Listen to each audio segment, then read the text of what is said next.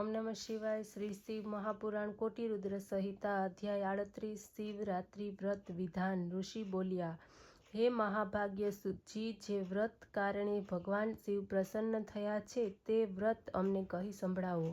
સુતજી બોલ્યા, હે મુનિઓ, આ જ પ્રશ્ન શ્રી પાર્વતીએ સદાશિવને પૂછ્યો હતો। પાર્વતીએ કહ્યું, હે શિવ શંભુ, આપ કયા વ્રતથી સંતુષ્ટ થઈને ભોગ મોક્ષ આપો છો? આ સાંભળીને સદાશિવ બોલ્યા, હે ઉમે, મને પ્રસન્ન કરવાને માટે અનેક વ્રત તેમજ ઉપવાસ છે, જેના દ્વારા ભોગ મોક્ષ સુલભ છે, પરંતુ વેદ વક્તા મહર્ષિઓએ 10 ઉપવાસ જ સર્વોત્તમ કહ્યા છે। આ 10 ઉપવાસ સર્વ વર્ષ સારી રીતે કરે, દરેક આઠમે યત્નપૂર્વક રાત્રે એક જ વાર ભોજન કરવું, વિશેષ કાલાષ્ટમીના દિવસે રાત્રે ભોજન ત્યાગ કરવો, હે વિષ્ણુ, શુક્લ પક્ષની એકાદશીના દિવસે મારું પૂજન કરી રાત્રિએ ભોજન કરવું, શુક્લ પક્ષની ત્રયોદશીની રાત્રિમાં ભોજન કરી લેવું, કૃષ્ણ પક્ષની ત્રયોદશી હોય તો શિવ વૃત્તધારીએ કદી ભોજન કરવું નહીં, હે વિષ્ણુ, બે પક્ષમાં સોમવારના દિવસે શિવ વૃત્ત કરનારે રાત્રે જ ભોજન કરવું, હે દ્વિજ શ્રેષ્ઠ, આ સંપૂર્ણ વ્રતોમાં શિવનું યથાશક્તિ વ્રત સમાપ્ત થવા બ્રાહ્મણ ભોજન કરવું ઉચિત છે।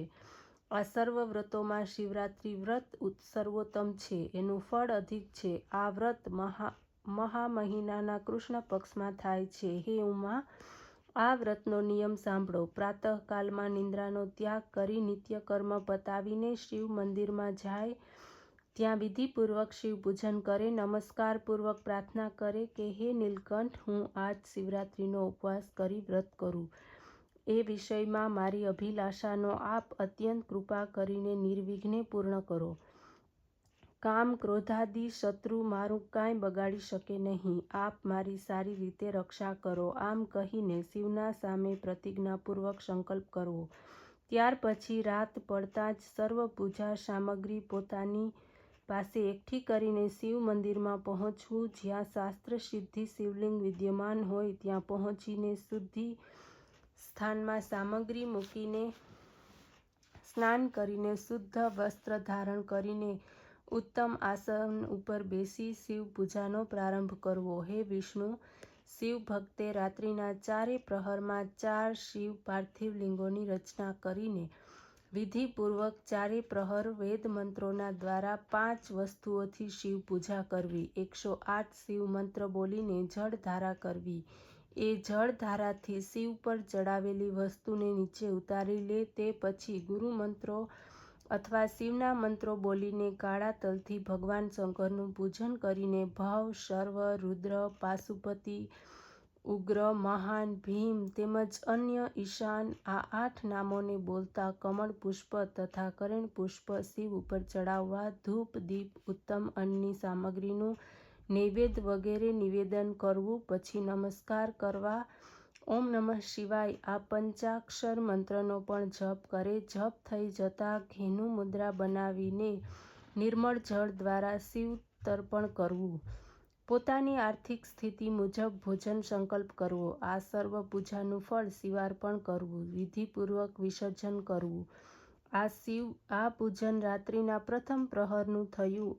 આ રીતે બીજા પ્રહરમાં આ જ વસ્તુઓ દ્વારા શિવ પૂજન કરવું। 200 છોડ શિવ મંત્રો દ્વારા શિવ ઉપર જળધારા કરવી। આ રીતે દરેક વસ્તુને ચડાવતા પહેલાંની અપેક્ષાને એક મંત્ર 2 વાર બોલવા, તલ, જવ, અક્ષત, બીલીપત્ર, બિજોરાનો અર્ધ્ય તથા કમળ વડે શિવની પૂજા કરવી, ખીરનું નૈવેદ્ય ચડાવીને પ્રણામ કરવા, એ પછી પહેલા પ્રહરમાં કરેલા જપથી બમણા જપ કરવા, બ્રહ્મ ભોજનનો સંકલ્પ કરીને પૂજન ફળ શિવાર્પણ કરવું, પછી વિસર્જન કરવું, ત્રીજા પ્રહરમાં પ્રથમ પ્રહરની જેમ પૂજન કરવું, વિશેષત એમાં જળને સ્થાને ઘઉં હોય, પુષ્પના સ્થાને આકડાના ફૂલ પ્રયોજવા, અનેક પ્રકારના ધૂપ દીપ તેમજ અનેક જાતના શાક સહિત માલપુઆના નૈવેદ્ય ધરાવવું, પછી કપૂર વડે આરતી કરવી, દાડમનો અર્ધ્ય આપવો, પૂર્વની અપેક્ષાએ બેવડો જપ કરવો, દક્ષિણા સહિત બ્રાહ્મણોને જમાડવાનો સંકલ્પ કરવો, પ્રહર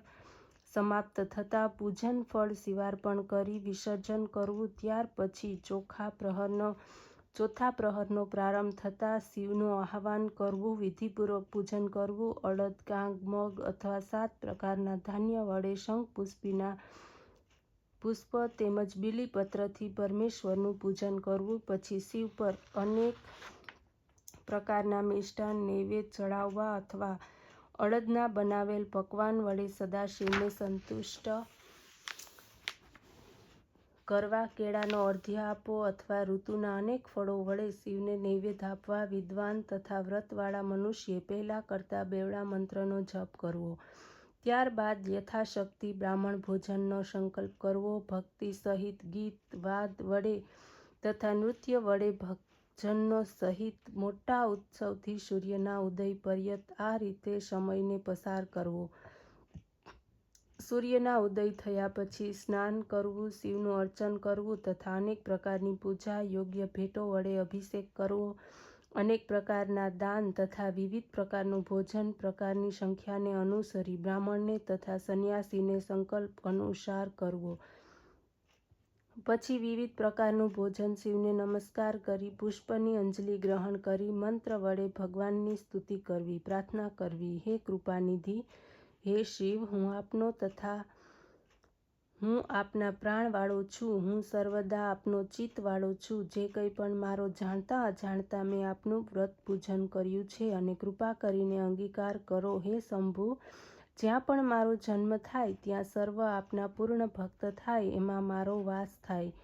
આમ કહીને શિવ ઉપર પુષ્પાંજલિ સમર્પિત કરવામાં આવે. પછી બ્રાહ્મણ દ્વારા તિલક કરવામાં આવે. એમનો આશીર્વાદ પ્રાપ્ત કરીને ભગવાન શંકરનું વિસર્જન કરવામાં આવે. હે વિષ્ણુ, આ વિધિ અનુસાર શિવરાત્રિનું વ્રત ઘણું જ મહાત્મ્ય છે, જેને વર્ણવવું અત્યંત કઠિન છે.